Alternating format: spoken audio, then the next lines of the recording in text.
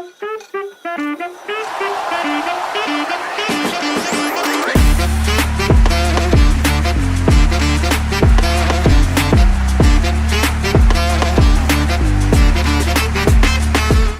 everyone, and welcome to another episode of Yeshiva League Pass Faceoff. I'm your host, Josh Cass, and we are sponsored by the Weiselberg Law Firm. For 16 years, you've entrusted Elliot with the growth and guidance of your kids, and now it's time to let him do the same for your family's most important asset, your home.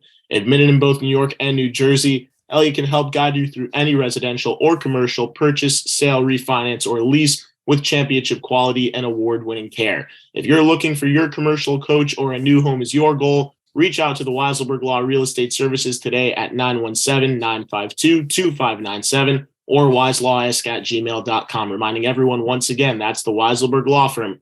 Please choose wisely.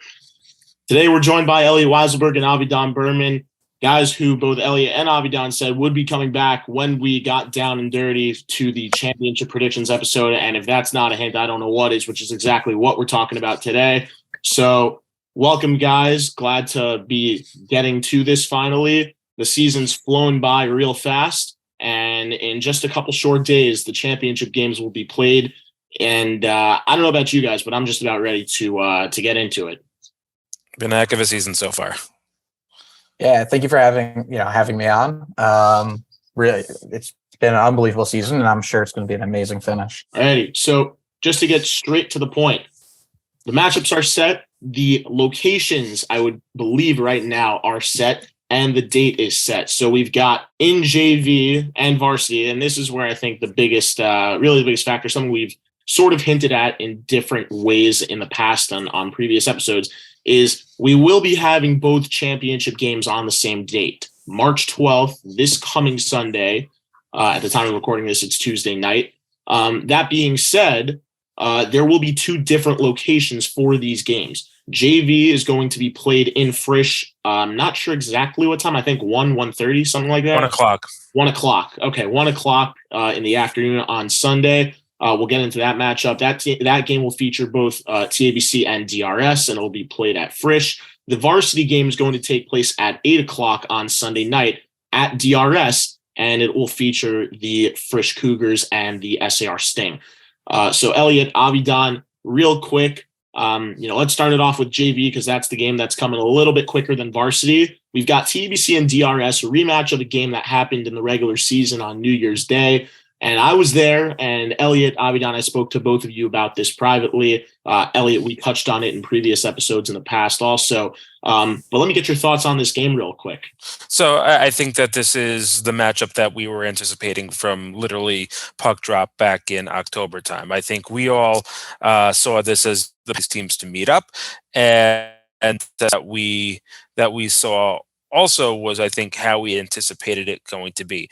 The real question that's going to be at the forefront of everybody's mind is, has enough or has anything changed from January 1st till now that will lead us to believe that this is going to be anything different than the contest that we did see on New Year's Day in TABC? Avidan, how about yourself? Yeah, I mean, I agree with Elliot, where I think everyone coming in, coaches, player, that everyone figured it's TABC, DRS, this 1 and 2. The two top teams are going to come in and basically roll through the regular season and the playoffs. And I think both teams have shown a lot of growth over the course of the season, which is important for championship level teams. And I think they're going to have a good matchup. I think it'll be a pretty tight game. Yeah. So I have to agree with both of you guys. I was at that game at TABC on January 1st between these two teams, and it was wild. The atmosphere was great. Avidan, I know you and I touched about the fact that TBC crowds show for these types of games. I can only imagine, it was an incredible atmosphere in TABC with that being a home game. I can only imagine how much greater that will be now that it's a championship game. Just to get into the matchup a little bit in terms of the actual, the breakdown of where it's going to be played, who's on both sides. I'll start that off real quick. The game is going to be played in Frisch. Elliot, we've touched on that in a previous episode, in the JV predictions episode, where, it came down to the fact that last year when these two teams met up and it was the same matchup in the championship, everyone was talking about TABC going into Frisch against DRS and beating them there, similar to the way they had beaten them during the regular season. That being said, I think because the game was played in DRS, and we mentioned this, it allowed DRS to spread out a little bit more than playing in a compact gym like TABC is sort of used to. And I think you mean Frisch. It was played in Frisch, so that sort of added, which was like the DRS gym. Correct. And I think in doing so, TABC kind of relied a little bit more on that previous game than they did actually taking into account where that game was going to be played.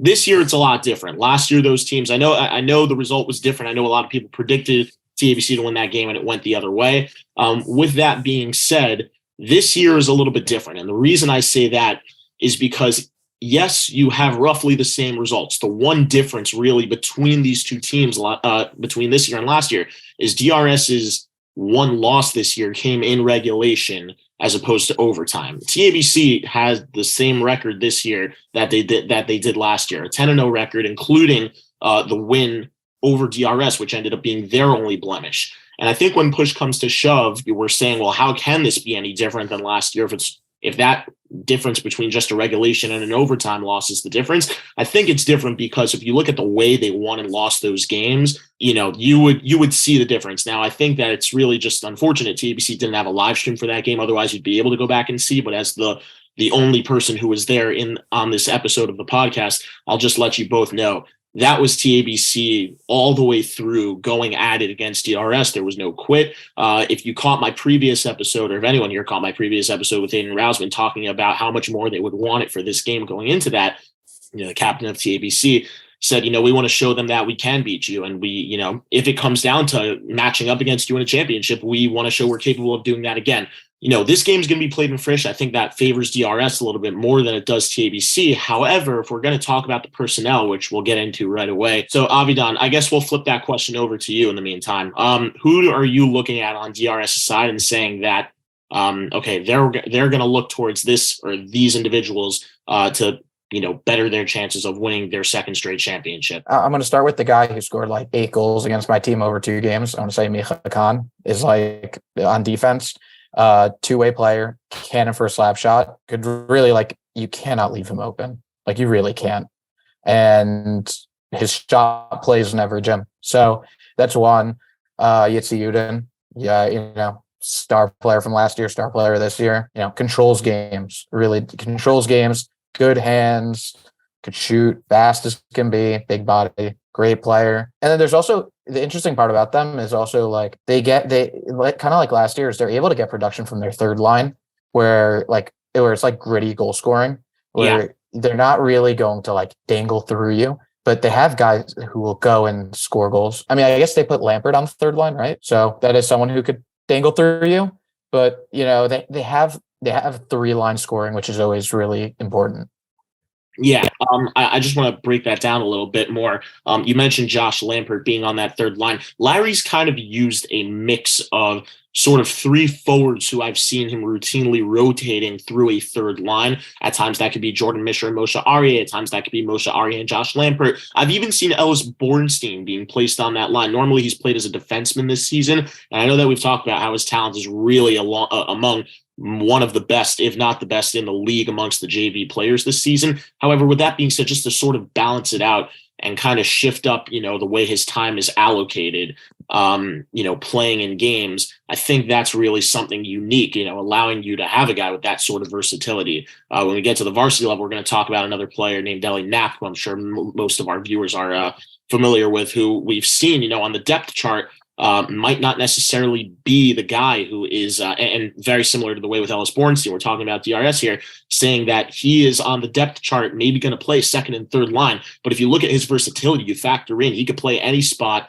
at any time, in any situation, any scenario, with anybody. Really, I think adds a lot of value to what he brings to this DRS team. I really we can't really leave out Ellis. I mean, he is a star player on that team. And if you had to make a big 3 on that team, right, it's him, Avidan, and Micha. So they have the interesting star power. They have speed. They have some interesting strategic things that they do.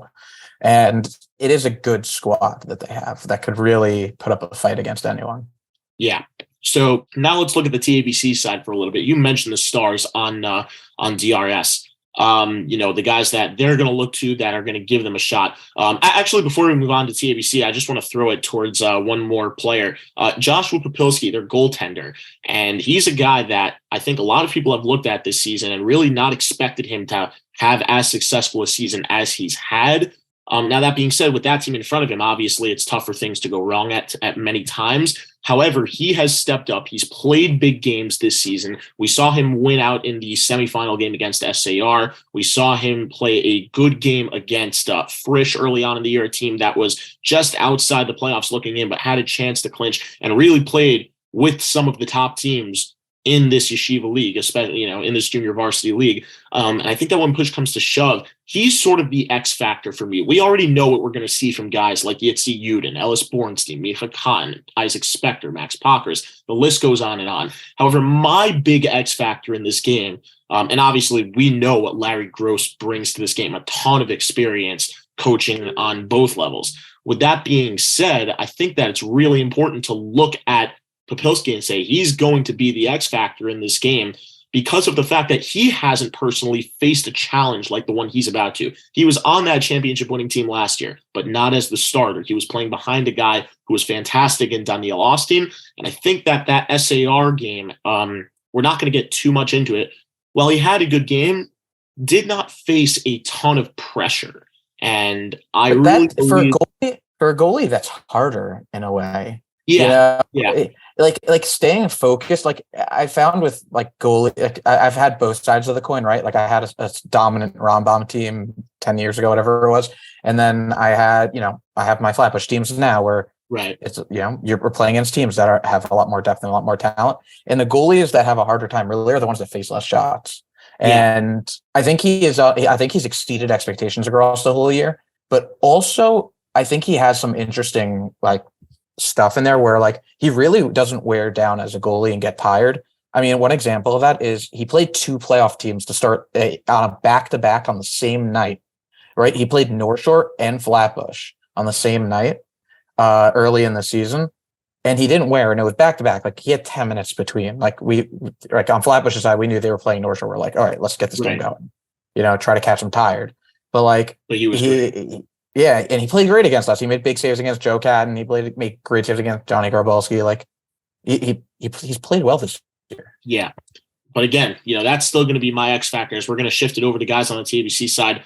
Elliot, why don't you let us know who TABC is looking at on their side of things for this JV matchup in the championship, and saying, all right, we're going to look to these guys to give us the best possible chance to win this game. TABC, as you mentioned earlier.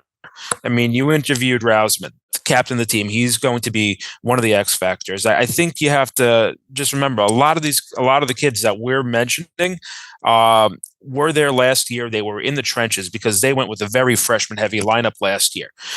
So, I mean, you look at a lot of the guys, Brothman, Simon, a lot of the guys that really featured themselves in last year's game are back, and they're really the catalyst to this year's team. That sophomore class, we talked about this last year on the broadcast, last year's freshman team, apologies, and how well they had done throughout the year. And so, I mean, right now we're really looking at those guys coming of age and really taking charge of the West this year, which had its challenges, but they made it through.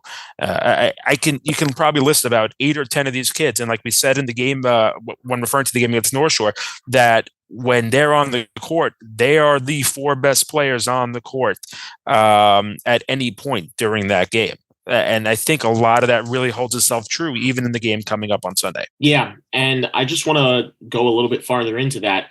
As Avidan and I were breaking down, who we think the X factors were going to be on DRS' side. And we mentioned Micha Khan and Yitzi Yudin and Ellis Bornstein and obviously Josh Popilski and Net playing a great game. And obviously we touched a little bit more on the depth they have with guys like Lampert and Arya and Misher and Marks and everyone else, and Pokris, and the list goes on and on. But on TABC side, I think you hit the nail right on the head. My question is, obviously, we know Rausman's been a top player in the league, very possibly the best and most dominant player in the junior varsity league this season. But my question, after watching last game against DRS versus TABC, is Rausman controlled that game along with his line mate Ben Sion Kaiser. And Akiva Mattel and Noam Becker did a great job with the second line as well. And the defense was stout with Izikovic and Moskov and Arye and Simon, as you mentioned. But my big question is, this is a different game. DRS has had their taste of TABC already, and they're going to get it on a different court, a court that might, as you mentioned, favor them a little bit more than it does TABC, even with all of that talent on their side. And my question is Rausman going to control the game the same way he did in that JV game? There's no doubt that he can. And I know we're talking about the fact that DRS might be better equipped to play in that gym because of the space, and it's kind of the way that they're used to playing in their own gym as opposed to TABC in a smaller gym than that of Frisch. But with that being said, that extra space is something that I think this year would benefit TABC more than it has in years past, especially with guys in bigger bodies like Kaiser and Rausman who like to move around, guys who are very mobile on the back end, and Brothman and Simon, and even Ethan Moskov. Izikovic is a big guy. He's going to, he'll be allowed to, or not allowed rather, but he'll be able to cover more ground, I think, that way, using his size. And on the flip side, we mentioned Josh Popilski and DRS's net, but how about Shai Forgash and TABC's net? Another guy who doesn't have a lot of experience really pulling it in big games. Obviously got the win over DRS during the regular season. But with that being said, faced Frisch a couple times this season, fine. Faced SAR a couple times this season, fine. But similar to the way I mentioned with Popilski, he hasn't seen a ton of shots this season overall. And Avidan and I came to the conclusion that, yes, because you see less shots, it might actually be more difficult to keep focus because you're not really getting into a routine. With this DRS team, you can't be sleeping on something like that. So my question as well, as a guy who's coached him back in Camp David, is, how is he going to adjust to a bigger setting on a bigger stage in a gym that, he might be somewhat familiar with playing there during the regular season in years past, but the fact that he wasn't the starting goaltender in both of those games. I don't know if either of you guys have anything else to add towards that, but go ahead. So I'm actually going to go back to your first point, which is probably the key point in the game coming up this Sunday. Not only is this going to be not like last year in terms of DRS and TABC in the championship, but actually the roles are going to be reversed in that last year, DRS was able to get the advantage over TABC by playing a big body physical game. They used their bodies to keep TABC behind them, to be able to work their way into the zone. That was their entry almost every time, trying to smash their way to the net. In this game, the bodies are actually on TABC now. DRS is not built for let's use our body to bring it up. I mean, there are a lot of, tall and bigger kids on the team, but they don't have the size that Jacob Frankel did last year or Nathaniel Lawrence. They're not as built and not equipped to use their body in the same way. Whereas TABC, as you mentioned, are. That's really, if you're looking at one of the ways that they could take last year and use it to their advantage, it's go back to the tape and see exactly how Jacob Frankel brought the ball up every time and entered into the zone and worked his way to the net.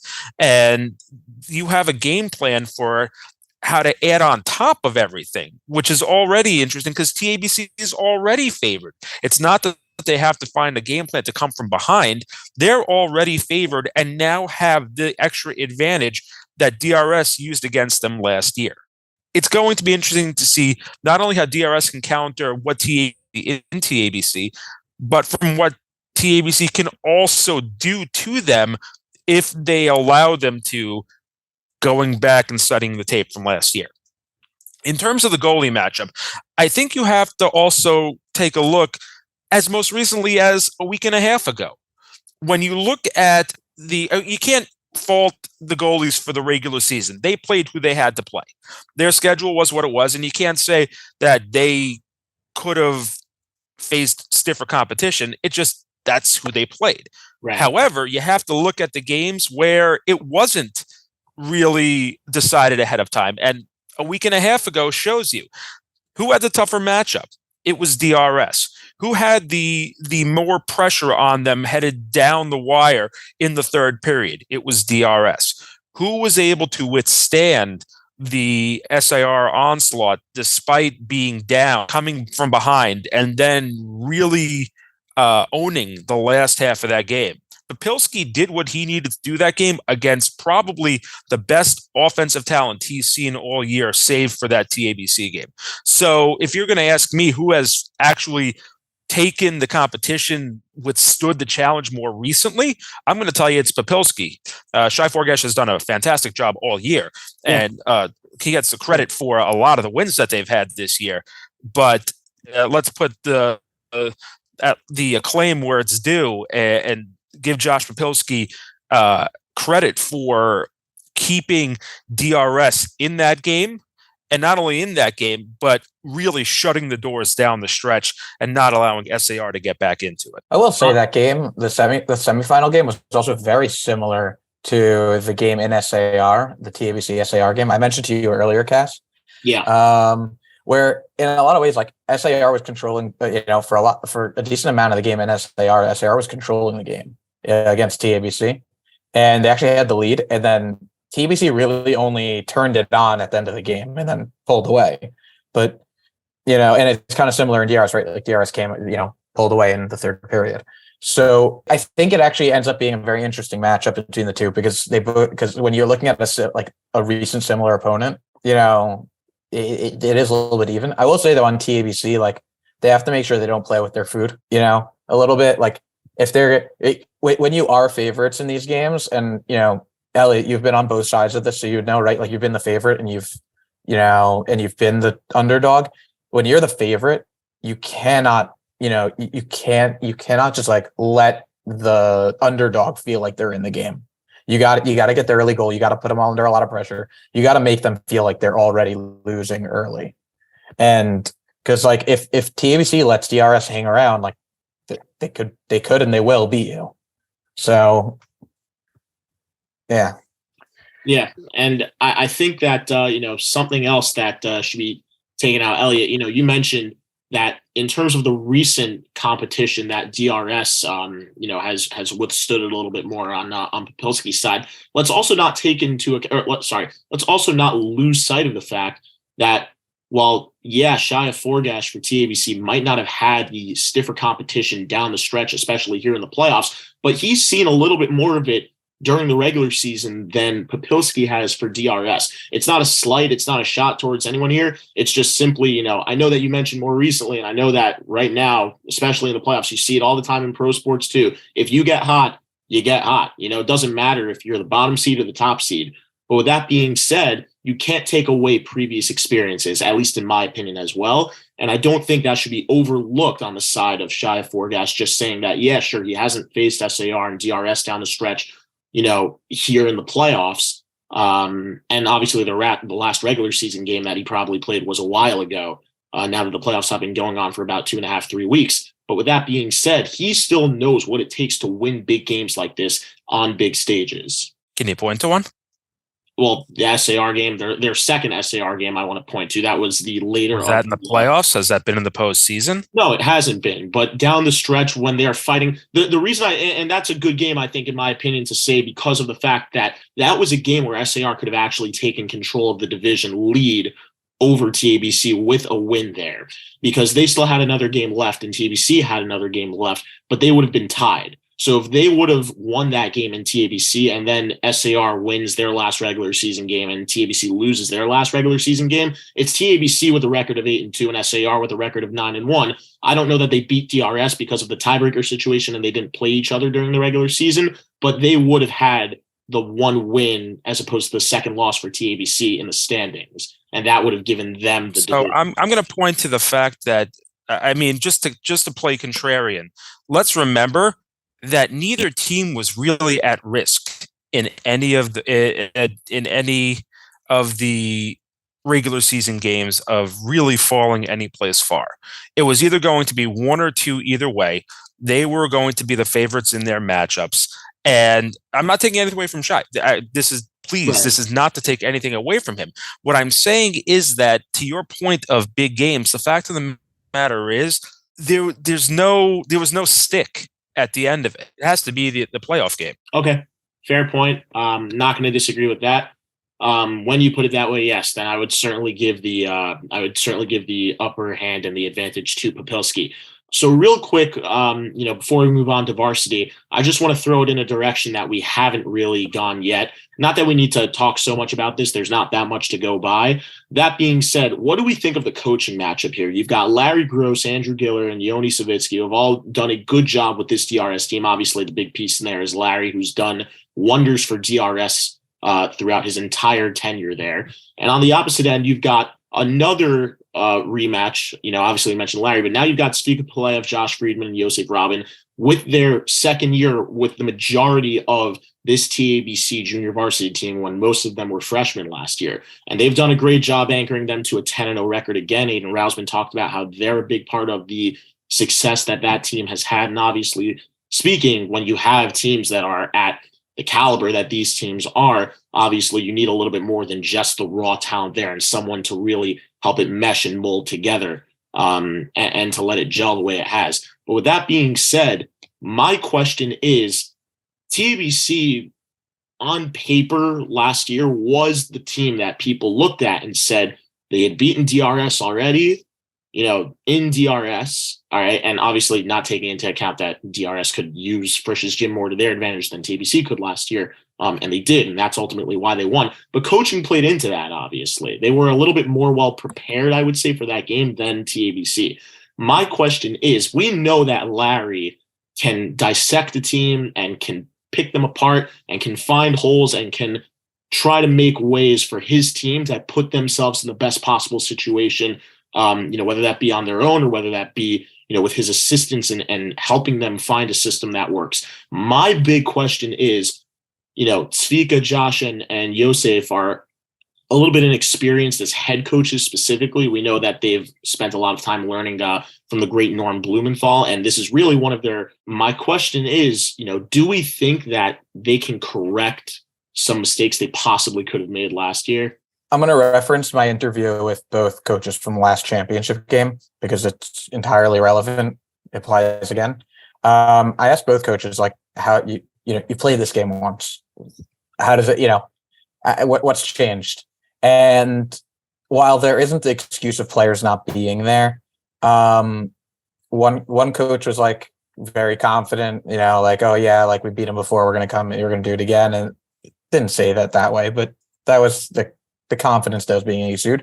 And then there was a coach on the other side said, hey, it's a different game. Like, we've seen what they do now. And, we didn't have all our guys there, and we're going to make adjustments, and we're a different team now than we were a couple months ago. I think it's the same thing. And I think on the TABC side, there are mistakes that they made on the last time where they may not have been aggressive enough when they were down in the game. Whereas I think now you learn from your mistakes. That's how you get better. And if they go and if they make their adjustments, and Larry makes his adjustments, he'll make it an interesting game. But if one side doesn't make adjustments, it's going to be tough. Yeah. How about you, Elliot? What are your thoughts? So I think we're really talking about a question now of this time of, well, given that he's had the opportunity to be in this team is doing what they're doing on the sidelines and adjusting his team if he even needs to adjust. This could just be from the ball drop, a TABC controlling possession and the game where Svika doesn't even need to really make any adjustments, stay out of the team's way. Not that that's all he's there for. Clearly not. I mean, look at what he's done for these kids. His fingerprints are all over it. But I'll harken back to Avidan, our YCQ championship, where we made one adjustment that we did throughout the game, and the kids really just took it from there. So this could just be another situation exactly like that. Okay. So, I think that it seems we're, obviously we're not going to try to break this down. It's tough to break down, a matchup of coaches. But let's just say that, I think that no matter what, both of these teams certainly deserve to be here. Their coaching staff has done a terrific job, no matter who we're looking at. I certainly want to give credit to, the coaching staff on TABC, not having been, in their system as head coaches for so long and already having the success that they've had really, I think, shows in their ability to have learned, what they did in their time as assistant coaches and now using that in the role as head coaches. And obviously, we all know what DRS has with Larry Gross. He's done a phenomenal job there ever since he has started there a long, long time ago. If you caught my interview with Rav Yosef Herschel, then that's where you guys heard the start of the story. So the last thing that we have to do really before we move on to varsity is put this to a prediction. So Elliot, Avidan, what do you guys think? I think Fun game. Let's. I think I'm gonna save mine for Sunday because that's what everybody's gonna be tuning into the broadcast for. Right. I'll go contrarian. I'll take DRS in a 3-2 game. That's an interesting that I would say if I had to go based off of experience, which I think is the biggest factor everyone's looking at. Everyone looks at what percentage of the team is freshman, what percentage of the team is sophomore. I'm looking at both of these teams and I'm saying, well, they were very equally matched. We mentioned how good of a core DRS has amongst their sophomores who were freshmen that played impactful roles last year in the championship game. And especially on TABC side, Elliot and I know, mentioning in our JV episode for the predictions and the playoff push, what that was going to mean for them. Having that experience with the 10th grade class that they have that played in the championship as 9th graders last year. And ultimately, I think they're pretty much neck and neck. If I'm going, just to throw a prediction out there, I like TABC's because they took the matchup previously held during the regular season. That being said, we know how easily things can change. Last year, the result was the same, and it was flipped around. The RS took the championship game. So definitely going to be a great game one way or another, but I believe that I would go TABC here. But, I mean, hey, you never know. Something could happen like that. And if it means, maybe a player gets injured or something like that, we could be looking at a completely different picture come Sunday. There's a lot of time before that happens. But anyway, I think that's pretty much all we have for varsity. For junior varsity. So let's move on to varsity. Elliot, I'll start with you because Avidan made the starting point in the JV prediction. We talked about. Well, he sort of had to. Sorry for the computer troubles again.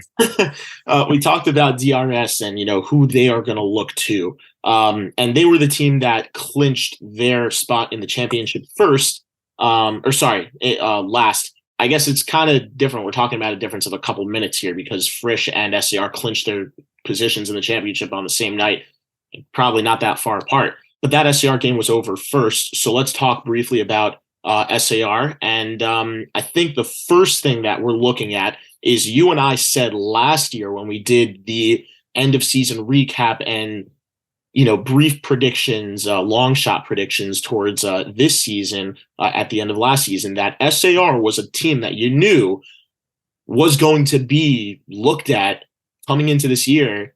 And a lot of us were saying, look out for this team. They were predominantly juniors last year and they made the semis and they were great. And when they were all freshmen, they made it to the championship game that year. Now, the championship ultimately never played. That was the season that the COVID pandemic spread and the season was shut down, and we just named co-champion. So it was them and TABC. But ultimately speaking, now we know, and those were the teams from last year's varsity league. That being said, it was going to be very interesting. We were all looking forward to see what that group of freshmen was going to do as sophomores, and we didn't get that because that season just never happened. But if we're looking at a play on what could have happened, that took place in this varsity season, and SAR did not have the best regular season. You would look at their season, though, and say, well, for a 9-win team, same amount of wins as they had last year.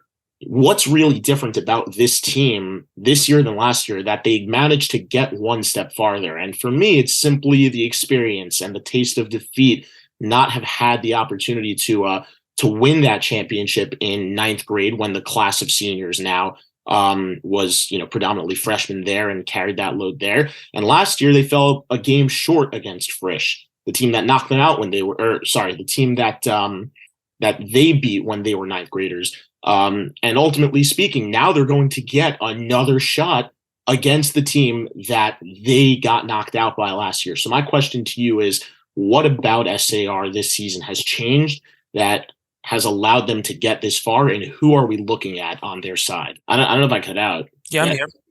No, I'm thinking, because I'm going to take myself back to that freshman year, and I just want to remind. I know it's digging up old wounds, but if you ask Frisch, Frisch would tell you, well, theoretically, we should be sweeping them in terms of playoff play.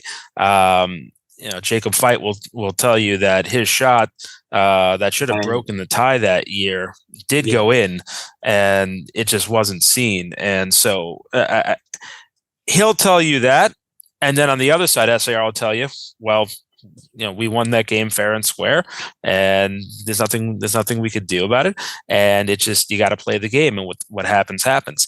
And then you go to last year, where you have the addition of the seniors that were on the team, whereas most of the team from this year, if you do the lean towards, really the talent on SAR last year was with their junior class. And as you said, there is that experience now of having gone through a year, not only at the level below, which they had that freshman year, but didn't get the chance to experience that sophomore year. And you also have, a difference maker in Asher Rudman. I mean, a kid who wasn't on the team at that point. You now have, and not that he wasn't healthy then, but just thinking about everything that happened through the regular season this year, a healthy, or at least moderately healthy Gabe Hornblast, based on how the semifinals looked. You also have the momentum factor in that where they started and where they ended are two vastly different places. Yes. I think it's easy to say Frisch stayed consistent throughout the year, but SAR really was a build towards where they are now. It wasn't, as you said, the beginning of the season was a little on the rough side, but you knew that once they found their gear, this team was going to be where it is now. I venture to say that I think that given how we discussed Varsity a couple of weeks ago before the playoffs, I think you and I had the conversation of if there's one team that could really upset the apple cart from the teams that we knew would be in the playoffs, SAR was probably that team. And it was all a matter of just being able to put it together as a team that wasn't as experienced before, that now has a wealth of experience, and probably venture to say a deeper team than I would say. I would actually put them as probably being the deepest team in the league. Wow. So, I definitely agree with you on many of those points. Something that we didn't touch on, obviously you mentioned Gabe Hornblast being the leader of that team, who's coming back from an injury, but looked good against TABC in the semis at TABC, which is a very good sign, known to be one of the best, if not the best players in the league, in the varsity league this year. And obviously we'll talk about some other names as well. Obviously, you mentioned Asher Rudman, one of the top premier juniors amongst the class this year, which this SAR team is a lot different than last year in the sense that this year it's their senior class that is way more deep and way heavier in terms of the talent they have up there, as opposed to that of their junior class, which still has some names. As we mentioned, Asher Rudman's in that list. Sam Lukashak is on that list. Jake Goldman is on that list. They're not a very deep there's not a deep junior class this year the way there was last year, but they're getting that experience. Even if they're not necessarily seeing it in game, they're seeing it in practices, and they've seen it along the way during the regular season. I think that what you're looking at now, though, is obviously this top of the SAR class, which features obviously Gabe Hornblast, who you mentioned, features guys like Eitan Kraus, who's another top player in the league, guy who's very versatile, plays offense, plays defense, first minute of the period guy, last minute of the period guy, can play power, play penalty kill, even strength at any point. Excellent. His talent is elite, and he plays very well with Hornblast, and you'll see Rudman and him sort of get mixed in terms of the combinations. That being said, don't want to take away from guys on the back end as well as Judah Han, Ari Fenster, who played a little bit less in that TABC game, but is back and really, I think, going to be a big factor in this SAR Frisch matchup. We'll avoid that topic. And I don't want to take away from guys who have just done the grinded out grit work for them, and guys like Morrison Dolphman and Micah Gazal, who have been a fantastic line since being able to mesh with each other really at the beginning of last year. And that's not taking away from plenty of other names that they have on that list, but I simply don't have enough time to get through them all. So let's just leave it at the fact that they're loaded. The one thing that is the X factor for me in this case is that goaltending matchup. As I mentioned in previous episodes, Jed Konovich and Elon Lurie are two great goalies who, when they turn it on, can be at the top of the league. But, and this is a big but, we've seen their coach, Jacob Schwartzman, who's also a first-time head coach in this case, kind of push buttons and experiment here and there with who's the better goaltender for the specific matchup. I don't know, or I don't remember directly offhand who got the Frisch matchups. I don't remember if he went Lurie 1, Konovich 2, or vice versa. I don't know if he split them up, if Lurie got both of them, or if Konovich got both of them. But whichever way he went, right now, the guy for me is Jed Konovich because he earned his spot. And this is a guy who lost it last year to Lurie. Lurie ended up, the hotter goaltender down the stretch last year. Ultimately, it wasn't on him, and it wasn't him being the reason they lost in the semis last year. I think it was just a better Frisch team. But this year, there was, with a new coach in place, not really much knowledge, I think, of what happened with him taking the reins at some point last year. And I think that it was back to fair game. And Konovich regained that spot and re-earned that trust that he once had. And he was the starting goaltender when they were in ninth grade, as we didn't mention, but briefly among that class, he really stepped up. And he's really stepped up here. My question is, which version of him are we getting? I'm very confident that we are getting the version that has been the one we've seen down the stretch here when they've needed to build up, as you've mentioned, toward this run. And I think that if he's on his game, Frisch has a very tough challenge ahead of them. And that brings us on to Frisch. So Avidan, walk me through it. What do we got on Frisch's side? They're loaded. Like, really? Yeah, not for nothing. I didn't say that about both teams in this matchup. I know sometimes you get these matchups where you have like a team that like one team that's loaded and then another team that's like top heavy. But this is really like a two like powerhouses just coming at each other. So you have what was it? And before he gets into this, I just want to make the point that he was the only one who predicted, in our previous predictions episode, that Frisch was bringing this thing home. I thought TABC.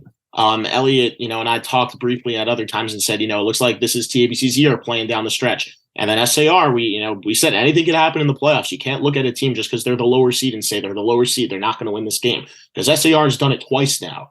So you really got to give them credit. As the 5 seed, we mentioned, you can't look at them and say they're the 5 seed. They're not going to host a playoff game at any point. In all likeliness, they're not going anywhere. No, because they've beaten two teams, both on the road. They've earned their spot here. I think just to bring us back to last year, I think that at the end of last year, if you would have looked at the rosters and said, can you predict a championship game off of these rosters?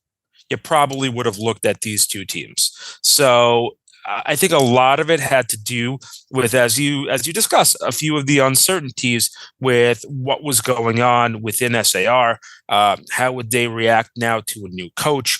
And one such as Jacob, who is in his first year and has performed phenomenally, but a first-year coach with a team that's on a high-octane pace already, and on such an upward trajectory that you could have predicted that this team potentially could have brought home 2 or 3 championships already. Yeah. And it was a question of how fast would, not the other way. Generally, you get it the other way around, where how fast can a team catch up to a coach? But now the question was, how fast could Jacob catch up to the team? And I think our questions were answered sort of a couple of games in when the two sides really got in sync and really answered all the questions that we had leading into this year. Yeah, I think just because you brought up Jacob, I think also something to be said about what he's done this year is I think he's done a really good job making SAR team. I think in the past, they've been a lot of individuals who play for SAR. And now they're the SAR hockey team. Like they're it's like I was watching the TABC game, and like the way they react, they were interacting with each other, and these things are important. Like to being successful, the best teams are the ones that you interact well with each other, and you have the team spirit. And I feel like Jacob's done a really good job building that up this year. Where before, like I said, I think, and it is a growth process within that with the players also, but I think Jacob's done a really good job rallying the troops and getting them. And, with, a lot of people favoring TBC, he was able to get them to get the little bit of the underdog, bite mentality. And, he might be able to do it again. Yeah, absolutely. Avidan, let's jump right back to it. We kind of got tangent a little bit. What is it and who is it on Frisch that we're seeing and looking at this team and saying, well, they definitely deserve to be here, and who's going to put them in the best possible, or who's going to give them the best possible opportunity to bring home their second straight championship game? Srlowitz. That's going to be a big one. Their goalie. That's going to be really important for them because SAR can score goals. You have Elliot, who is potentially the best two-way player in the league. You have Alter, you have Levinson, you have, if I list every single kid who can make a difference on this team, I'm going to miss one. But we've already discussed Jacob understand my Fight, point. So yeah, if we've covered everybody. But like it's a team. They're a very well-rounded team, and that's why I personally favored them. Was that they could score, they could play defense, and they have goaltender. And that's a really hard combination to beat when you get into the playoffs. And their goals aren't exclusively nice goals. They score the dirty goals and they prevent the dirty goals. And when you have a team like that, that's a championship team. That's a team that will that generally could take you all the way and gives you the best chance. Let's also I think we could also add into it, because we were talking about Larry in the JV, but I think you also have to think about what Jaak Lisker brings to the table here, having so much experience, especially recently in championship games, having won championships against top caliber competition, against top caliber coaches in the past too. I think it adds an extra layer to the team that they already have going into the game, already knowing that your coach has proven that he is one of the top coaches in the league, certainly making a claim for the top coach in the league, given what he's done with teams over the better part of the last, I would say, 6-7 years to this point. Yeah, Jaak's been tremendous. Oh, sorry. No. I was just going to say, Elliot, I think you hit the nail right on the head. Something I was looking at. I wouldn't exactly call it my X factor because we know it's a given that he's done a fantastic job. But ever since the 2016-17 season, if you exclude the season that just didn't happen in 2020 to 21 and 2019-20, where they crowned co-champions and a championship game was never played, I know Frisch didn't get to that point on a varsity level. But if you're looking from 2016 through to last season, or if you even want to include this season, because we're just going to talk about the appearances, he has coached 6. I think this is going to be number 5 for him. Team number 5 out of 7 years in the championship game. He coached them to the championship in 16-17, coached them in 17-18 and 18-19. Now, that being said, only brought that third one home between those 3 years. But then you're looking at him returning to the game, the championship level last year and bringing it home against TABC, a team that was the favorite in that game, statistically speaking, with the records and just overall their ability as well, knowing how great a coach on the opposite end Mo Fuchs was in his experience. And this year now you're seeing him again with a team that is still extremely talented and very deep, but not as deep as the one he had last year, or maybe like the ones he has had in previous years. Something that he's done so well is he's always found a way to get the best out of players. And even if those players haven't necessarily contributed the most over previous seasons, I think is something that he's really been able to strive for. Avidan, as to your point, first of all, what do you got for that, at least? Yeah, no, I was going to say with Jaak, it's also important that he's done it with this group already, right? Like he won last year with them. They've done it once. They're coming in. They know exactly what to expect. He's not going to let them sit back. He's experienced. He's won. He's lost. He knows the reason why he's lost. He knows the reason why he's won. He's a really good coach. And when you have that, you have a team that's already won, they have the experience. It's a perfect match. Yeah. And I was going to say, you mentioned obviously, and Elliot, you added on to this, that Frisch is a loaded lineup. And if we were just going to talk about all the players, then, there really wouldn't be many reasons to look at them and say, well, this is not going to be a great game, especially going up against the powerhouse in SAR that they're going up against. But I'm going to give you my X factor. And I think that this is a little bit more unique in the sense that it's not one guy, it's not the coach, and it's not necessarily the experience. In a way, it's actually the exact opposite, and it ties to one of the things I just mentioned about Jaak Lisker as a coach and being able to get the best out of his players. And my X factor in this game is the usage of his two junior liners in Charlie Hilbert and Tal Glassman, two guys who were on last year's junior varsity team that was coached by Donnie Fuchs, a team that made the playoffs but ultimately fell short against a Hafter team that really just was the better team in many ways. And it's not to say that experience was necessarily there on either side or inexperience was there on either side, because there were no previous seasons of their high school careers to look back to and say, well, they had been here before, so they should have the upper hand, or vice versa. No one was coming into that game, I think, thinking that anyone was going to be, having an advantage there. But I'm looking at these two players and I'm saying they've played with top dogs, they've played with each other, and they've always produced positive results for this Frisch team. And it's been very underrated what they've done when you see guys on this list like Ethan Alter, arguably the best forward in the league, Jakey Fight, also arguably the best forward in this league, who complement each other, very, very well. And guys on the back end like R.A. Levinson, Aiden Bergita, Ellie Knapp, and Ben Srolowitz, twin brother of Andrew Srolowitz, who's done a great job. Another guy who brings experience, who I don't think we touched on in previous episodes. But I'm looking again at these two juniors who were not part of last year's varsity team. As you mentioned, both of you mentioned that, they have most of the guys back from last year's championship winning team. These two guys in Charlie Hilbert and Tal Glassman were not part of that.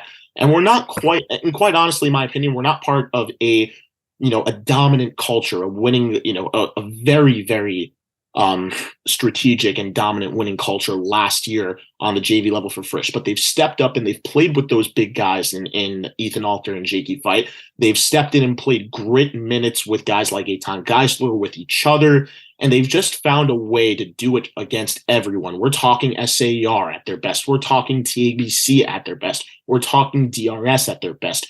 Kushner, MTA, all of these top caliber teams that we've seen throughout the regular season. And the key to success, in my opinion, is what do they get out of those two guys? If they come and play the same way that they have, where they've been able to essentially neutralize any defense, it's not necessarily needing to score goals, but if they can make sure the defense isn't controlling the game, and if they can kind of push the pace a little and create havoc, and really, obviously it's not a physical league or not like not a checking league, but if they can really take it to the bodies and wear them out, that can kind of soften it up for guys like Alter or Fight or Geisler to break through, then I think we're looking at a completely different ball game. Also, go ahead. Yeah. You go first. Sorry, no, I was going to say, just to their credit for last year, the referee for Frisch against Hafter was awful. Worst ref, a terrible ref. I thought we were going to discuss refs today. Yeah, when I'm the ref, you could kind of say that. Yeah, no, but you could go with your point. So just to that point, I actually want to add on to it. Look, I mean, let's remember that they're not in a different boat than everybody else really in this league. Where granted, they weren't in that winning culture last year, but they were robbed of the opportunity to be in that culture 2 years ago. I think this goes to our point before of the cohesive unit that SAR really is, even in and amongst the senior class in and of itself, whereas Frisch not that they really need anything, but they're including, two, I don't want to say underclassmen, but that's because they have the ability there. So let's not take away from them that they've had this entire year to get in and around the culture, and Jaak trusts them. Yes. I think Absolutely. I think they very much acquitted themselves throughout the year against all the top caliber competition, and that sort of led them to where they did finish up. I think the interesting thing is when you look on the opposite side about players that have. That are underclassmen that have been used in situations like this or in and amongst the team. Asher Rudman has been on the team before and with these guys before. So he's, and you look at him, effectively, their best junior is technically almost playing as a senior. And I think that's a big factor, just to add to your point as opposed to the contrarian point that I was just making. But I think that there's a very interesting dynamic in that you're going to get a contributing junior on all sides because it's just the way the teams are built. The question is, as you both said before, who meshes best in and amongst the game once the ball drops? Yeah. Avidan, I don't know if you have anything else to add to that. But real quickly, Elliot, I also want to mention, you said they have the talent and they've certainly proven themselves. And I mentioned it's something that Yak has been able to do, get the best out of his players. These are guys who, as we mentioned, sure, they haven't come from winning cultures necessarily or as dominant winning cultures, I would say, as they've experienced this year. And yes, they were robbed of that in their 9th grade season because there was no season. However, with that being said, clearly the ability's here, and he's found a way to utilize them in a way that they've been able to be super effective for this Frisch team. And they've been a very underrated big part of their success, I think, this season. I don't know if you guys were listening to the Hank Frisch quarterfinal game. I don't know who broadcasted that, who specifically was on the call, but I was listening to that.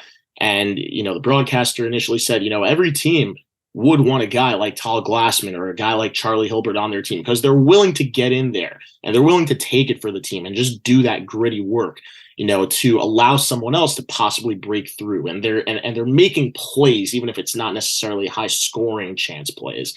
And I think ultimately that is something that, Frisch has brought, or that is something that has brought Frisch success this season, and they've been able to capitalize on it. And they've got one more game to go. They've stepped up when the games have gotten, to bigger standards and when the opponents have been more difficult than ones past.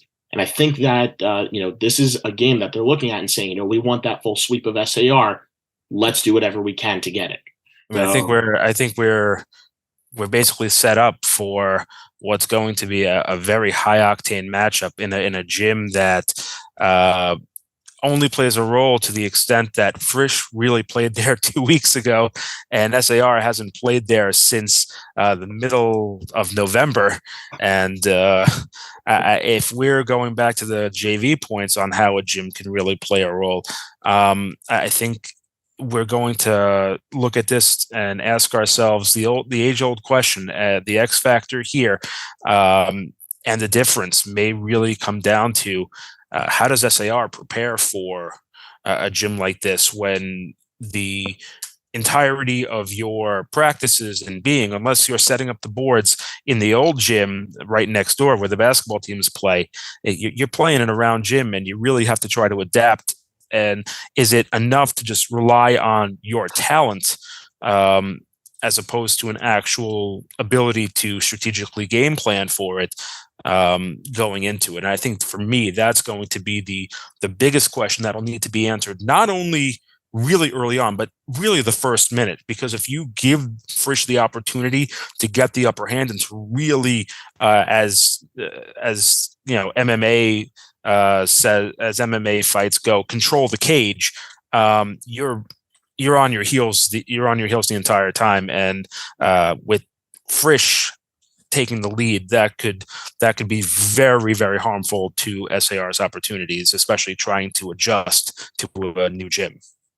Yeah, and I'll give a 30-second point on that also. Building off of actually what we said in JV, Frisch also has a very similar gym to DRS, and in the same way that like TABC has a very similar gym to Lawrence Middle School, it does end up playing a little bit of an advantage. But on the other side, SAR has to come in and play in the equivalent of weird gyms every single away game they play, because there are very few teams in this league who have a rink. So they're used to playing in a weird environment on new gyms and all that. So it should be interesting on both sides, but it's playing to both strengths in a way. Also, one more point. I think this was actually what I was going to say before we had the discussion about referees. I think the question is going to be whether or not this becomes a penalty-filled contest. I think that for the most part, especially against YDE, SAR was not able to keep themselves out of the box for extended periods of time. Against TABC, there was a little more cohesion and a little more organization. The question is, which SAR team are we going to see, and are they going to give Frisch more opportunities than they really rightly should have?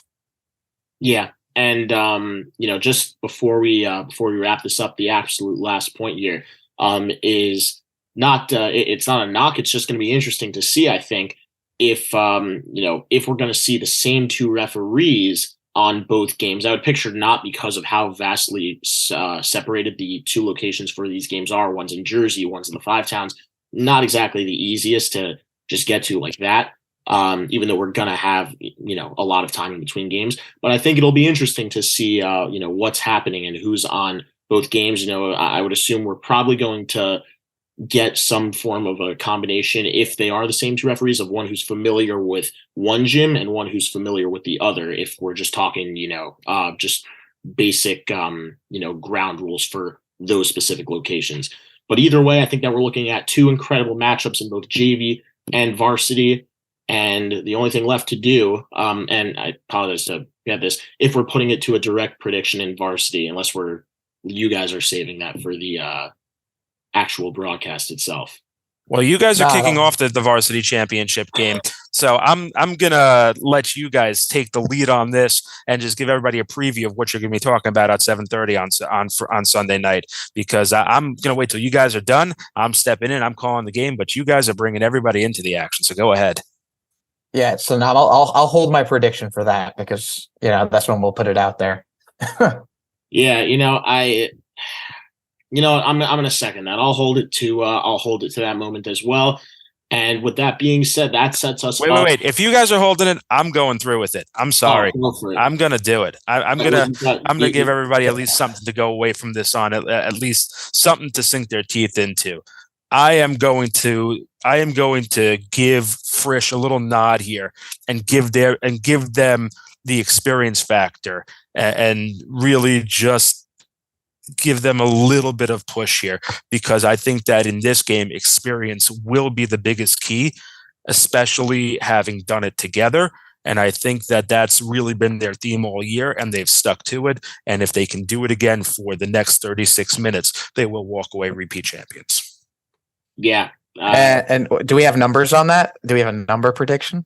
I think you're going to get more penalties than goals this game, but that's only because the goalies are two fantastic goalies. I can see a 2-1, 3-2, 3-1 game. I know that's being very vague, but there's so much that can really happen here in that first minute, as I said, that really will show how the game is going to go. And I think that you can get very vastly on it, but if it's the game I really hope it's going to be, I would want a 1-goal game going down to the end, just like that. Alrighty.